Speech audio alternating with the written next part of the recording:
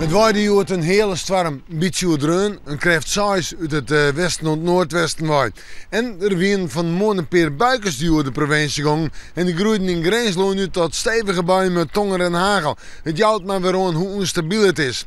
Joen en vannacht, we hebben wel een droge periode, maar we krijgen later joen of vannacht toch wel een aantal buien of buikers.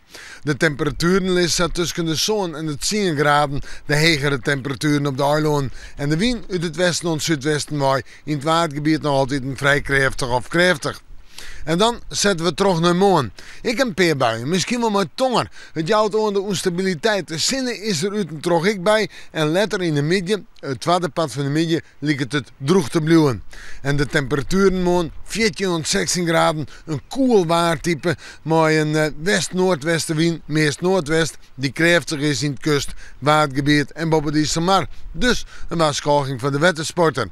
Morgennacht ruint het wat en dan zetten we terug naar het vooruitzicht.